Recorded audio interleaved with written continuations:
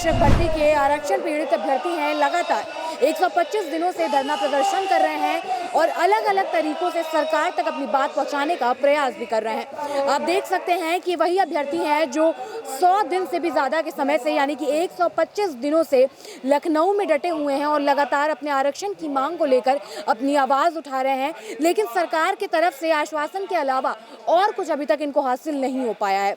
क्या उम्मीद लगती है कि अब की बार क्या हो सकता है? देखिए, ये लोकतंत्र है और हम लोग लोकतांत्रिक तरीके से अपनी मांग को रख रहे हैं और अगर सरकार लोकतांत्रिक होगी, लोकतंत्र में विश्वास रखती होगी तो ज़रूर हम लोगों की बात मानेगी। 69,000 शिक्षक भर्ती में आरक्षण को घोटाला हुआ है, माननीय राष्ट्रीय पिछड़ा वर्ग आयोग की रिपोर्ट है और सरकार के आला अधिकारी भी इस बात को मान गए हैं। ये हमारे लिए अच्छा है। थोड़ा समय लग रहा है और हमने समय भी 1 महीने का इनको दे दिया है। 23 नवंबर बहुत पर्याप्त समय है।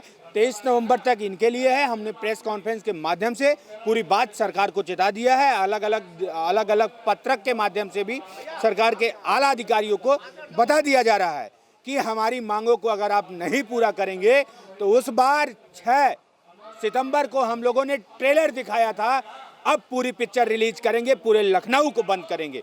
ये पिछड़ा दलित अभ्यर्थी अब 125 दिनों तक गांधी के रूप में बैठा था। अब हम लोग भगत सिंह, आज़ाद सबका रूप लेंगे और इन्होंने देखा है, हम लोगों ने इन्हें मौका दिया कि ये लोग संभल जाएं और नियम कानून सिस्टम को हम लोग को अपने हाथ में उठाने के लिए ना मजबूर करें। ससमय बाबा जी समझ जाएं।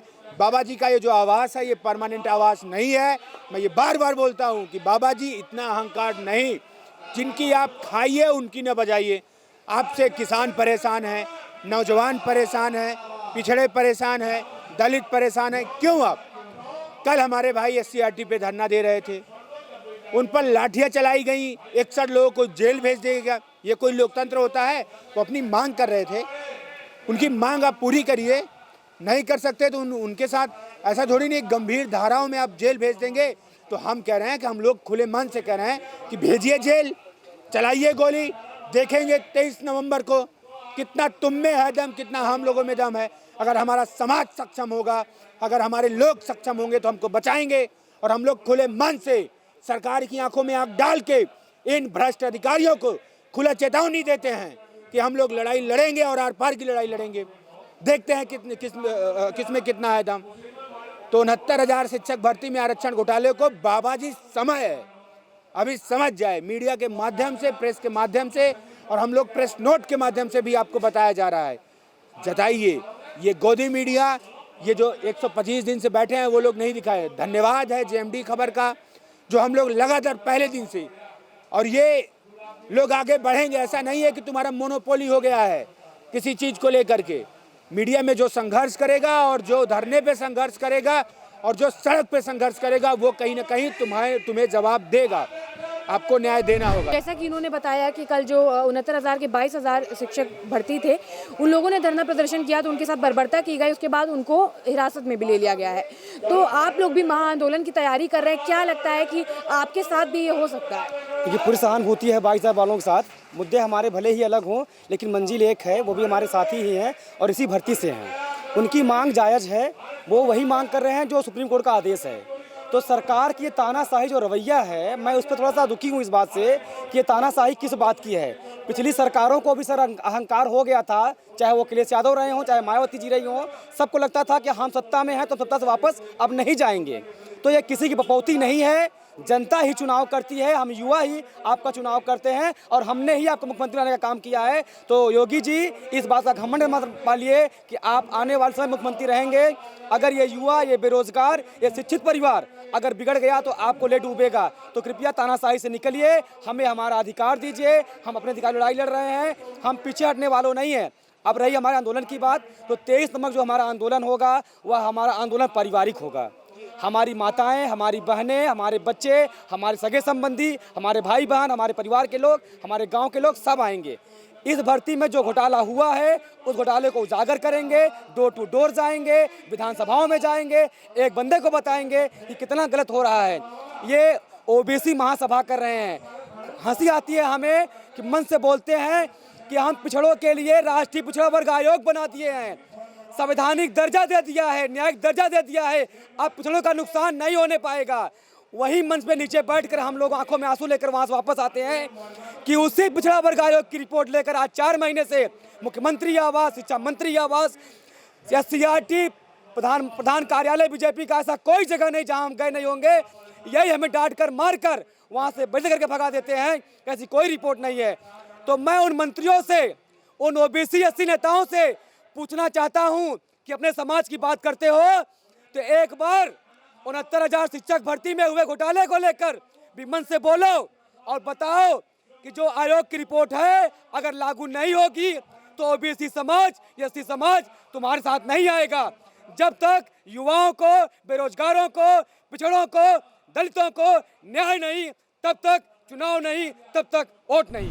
देखिए 125 दिन हो गए आज हमारे धरने को। इस बीच में हमने तमाम अधिकारियों से बात किया और मंत्री विधायकों से बात किया, लेकिन सिर्फ आश्वासन के सिवा और कुछ नहीं मिल रहा है। तो अधिकारियों का सिर्फ यही करना है कि आप लोगों का काम होगा, आप लोग शांतिपूर्ण तरीके से बैठे रहे। लेकिन जब उनसे हम पूछते कि आखिर कब तक होगा, कुछ डेट बता दीजिए, तो उनका सिर्फ यही कहना होता है कि डेट नहीं बता पाएंगे, लेकिन आप लोगों के साथ न्याय होगा। लेकिन किसी को न्याय देर से मिले तो अन्याय है, क्योंकि हम 4 महीने से अधिक समय हो गए हम यहाँ पे शांतिपूर्ण तरीके से अपनी मांगों को मनवा रहे हैं। लेकिन ये सरकार, गूंगी बहरी सरकार, हमारी बातों को सुनना नहीं चाहती है।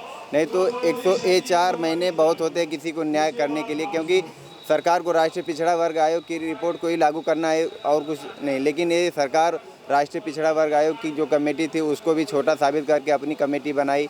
फिर इनकी भी कमेटी का कोई ऐसा सकारात्मक रवैया नहीं रहा हमारे प्रति। लेकिन ये सरकार हमें सिर्फ और सिर्फ बरगलाने का काम करेगी। अभी ये देखिए पिछड़ा सम्मेलन कर रहे हैं, किसी दिन प्रजापति सम्मेलन तो किसी दिन यादव सम्मेलन तो किसी दिन चौहान सम्मेलन। क्या हम यहाँ जो बैठे हैं ये हम पिछड़े समाज से नहीं हैं? दलित समाज से तो हम भी हैं। लेकिन ये सरकार सिर्फ और सिर्फ हमें वोट बैंक समझती है। तो हम इसे 2022 में बताएंगे कि हम सिर्फ वोट बैंक नहीं हैं।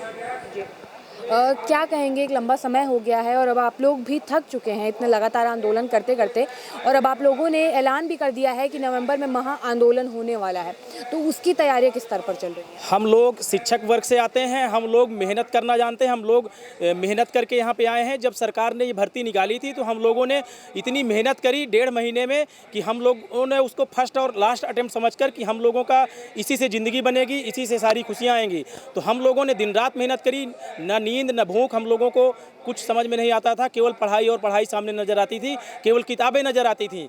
और हम लोगों ने सरकार के लगाए हुए मानक को क्वालिफाई किया, रिजल्ट देखे, हम लोग क्वालिफाई हुए। बट जब शिक्षक भर्ती की पूरी चयन लिस्ट आती है जिसमें 69,000 शिक्षक भर्ती की लिस्ट होती है, उसमें हम लोगों का लेकिन नाम नहीं होता है। तो हमको कुछ आशंकाएं होती हैं। हम इसको लेकर जिसको ये ढिंढोरा पीटते हैं, सीना पीट के चिल्लाते हैं कि हम लोगों ने आप लोगों के लिए पिछड़ा वर्ग आयोग बनाए हैं न्याय देने के लिए, पिछड़ों के लिए, और आप लोगों के लिए उप मुख्यमंत्री बनाए हैं। तो हम लोगों को मतलब संभावनाएं बढ़ जाती हैं।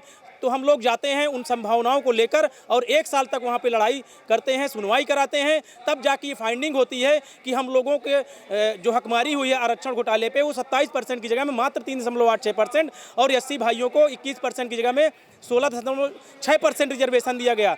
तब हमको लगता है कि हमको ये गलत नीतियाँ अपनाकर ये बाहर कर दिया गया। और सरकार से कई बार हम लोगों ने इसको लेकर गुजारिश करी, चाहे विभाग हो, चाहे कोई मंत्री रहा हो, हर जगह हम लोगों ने केवल आश्वासन पाया। और जब हम लोग महाधरना के डेट डिसाइड कर देते हैं तो ये हम लोगों के साथ बैठ के चुपड़ी बातें करेंगे, मीटिंगें करेंगे और उसके बाद एक टाइम बाउंड कर देते हैं कि हम लोगों का, आप लोगों का निस्तारण कर देंगे इतने दिन में आपका मैटर। लेकिन ये हमेशा 4 महीने से आज 125 दिन होने के हो गए और ये केवल आश्वासन पे आश्वासन। तो हम लोग शिक्षक हैं, कोई मूर्ख नहीं है, हम लोग अपना हक लेना जानते हैं। हम लोग ये हक की लड़ाई लगातार करते रहेंगे और जब तक हमको न्याय नहीं मिल जाएगा, हम लोगों ने इसके लिए महाधरने का ऐलान किया है। और इस बार महाधरने के पहले कोई मीटिंग नहीं मिलेगी, हम लोग करेंगे। आप या तो निस्तारण करोगे या सीधे आंदोलन ही करेंगे। तो जैसा कि आपने देखा, जो अभ्यर्थी हैं वो लगातार 125 दिनों से इको गार्डन में धरना प्रदर्शन कर रहे हैं, लेकिन लगातार उम्मीद करते करते अब एक इंतहा हो गई है, जिसके बाद अब इन लोगों का भी सब्र का बांध है वो टूटता जा रहा है। जिसके बाद इन लोगों ने नवंबर में एक महा आंदोलन का आगाज कर दिया है, ऐलान कर दिया है। इन लोगों ने ये भी कहा है कि अभी तक सिर्फ अभ्यर्थी ही रहते थे धरने में, लेकिन अब उनका परिवार भी आएगा और उनके जो समर्थक हैं वो भी यहाँ पर आएंगे और लखनऊ की सड़कों को जाम करेंगे। फिलहाल के लिए इतना ही। कैमरा पर्सन सूरज के साथ मैं शिवांगी, JMD खबर, लखनऊ।